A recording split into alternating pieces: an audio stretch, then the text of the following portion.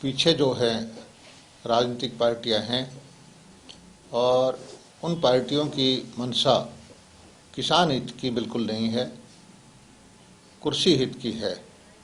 और लोकतंत्र के अंदर चुनी हुई सरकारों को इस तरह से डिस्टेबलाइज करके सत्ता प्राप्ति नहीं हो सकती।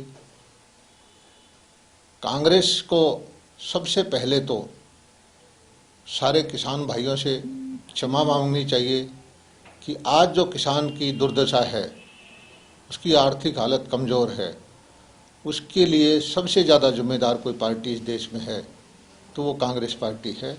उसी की नीतियों की वजह से किसान कमज़ोर है, किसान पीछे रह गया।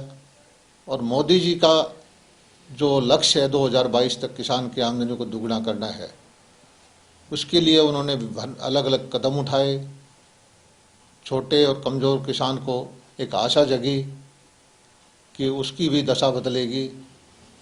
और सब नेताओं से मेरी प्रार्थना है, हमारे देश में लोकतंत्र है, लोकतंत्र में चुने हुए प्रतिनिधियों को आपके हित में फैसले लेने का हक है। और कोई चीज़ गलत भी होगी तो पार्लियामेंट को अधिकार हमेशा रहता है कि फैसलों को बदल दे। ये जो किसान के हित के कानून लेके आए हैं, इनका तो किसी भी तरह का परिणाम अभी तक आया भी नहीं है। साल, 6 महीना, 1.5 साल, 2 साल जब इसका कोई दुष्परिणाम अगर आपको लगे, तब आपको हक होगा कि आप आंदोलन करें, मांग करें।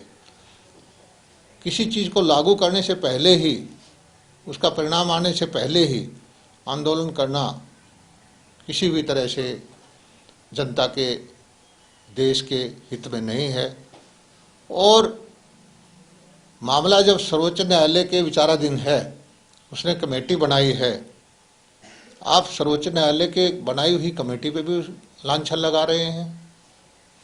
आप प्रधानमंत्री की बात पे भरोसा नहीं करना चाहते, आप कृषि मंत्री की बात पे भरोसा नहीं करना चाहते, आप बहुमत की जो सांसद हैं उनकी बातों पर भरोसा नहीं करना चाहते। ये लोकतंत्र के लिए एक अच्छी व्यवस्था नहीं है। लोकतंत्र में जनता के हित के फैसले पार्लियामेंट में होते हैं। सड़क पर बैठ के कोई कानून ना बनता है ना बिगड़ता है। पूरी कोशिश की है कि सब तरह की भ्रांतियां आपकी दूर की जाएं। और इस तरह से कि देश 135 करोड़ का देश है, अलग अलग वर्ग पहले भी यहाँ आंदोलन करते आए। टिहरी डैम बने ना बने उस पर आंदोलन हुआ, कोई पर्यावरण पे आंदोलन हुआ, कोई किसी चीज़ पे आंदोलन हुआ। और कोई भी चुनी हुई सरकार फैसला लेती है, उसमें हमेशा दोनों पक्ष होते हैं। मंशा पे डिपेंड करता है। एमएसपी बाजरे की है और राजस्थान सरकार नहीं खरीदती। राजस्थान में बाजरा 1200-1400 रुपये में बिकता रहा, ये सर्वविदित है। राजस्थान में सरसों नहीं बिकी, ये सर्वविदित है। और हरियाणा सरकार की इच्छा शक्ति थी और उसकी कोई दायित्व नहीं था कि पूरा वो बाजरा खरीदे, उसका दायित्व नहीं था कि वो पूरी सरसों खरीदे, लेकिन उसने अपने प्रदेश के बजट से किसान के हित में पूरा परचेज करके किसान को डायरेक्ट पैसा दिया है। इच्छा शक्ति की बात है, संसाधनों की बात है, किस प्रदेश के पास क्या संसाधन है। तो सर ये ब्लैक एंड व्हाइट ना हो, इसीलिए किसान चाहते हैं तो कानून बन जाए सब। और मैं तो एक चीज़ कहता हूँ कि कृषि जो है प्रदेशों का विषय है, केंद्र सरकार के बजाय कौन रोकता है। जहाँ जहाँ कांग्रेस सरकार है कोई अच्छा काम करके दिखाए ना, जहाँ जो विपक्षी सरकार है कोई अच्छा करके दिखाए। मोदी जी से अच्छा कि हमने किया है।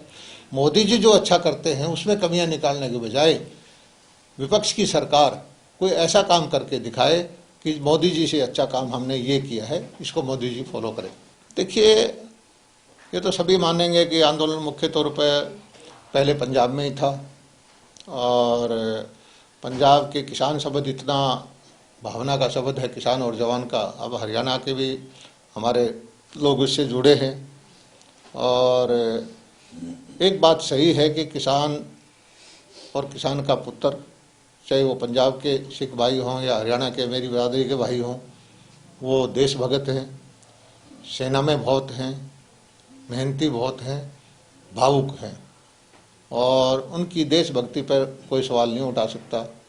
और प्रधानमंत्री जी ने ठीक अपील की है कि जो आपके कंधे पर रख कर बंदूक रख के राजनीति करना चाहते हैं उसको समझें।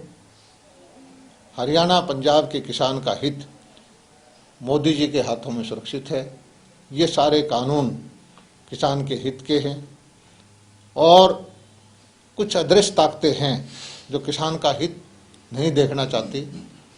कुछ दौर खींचने वाले दूसरे लोग हैं जो किसान के कंधे पर बंदूक रख के, किसी को कुर्सी की चाहिए, किसी को सत्ता चाहिए, किसी को कुछ और चाहिए या किसी को अपने हक की नीतियाँ चाहिए, वो ताकतें जो हैं उसको किसान समझे और इन ताकतों को अलग कर देगा किसान जिस दिन, तो एकदम से उसको समझ में आ जाएगी कि ये जो नीतियां हैं वो किसान हितैषी हैं।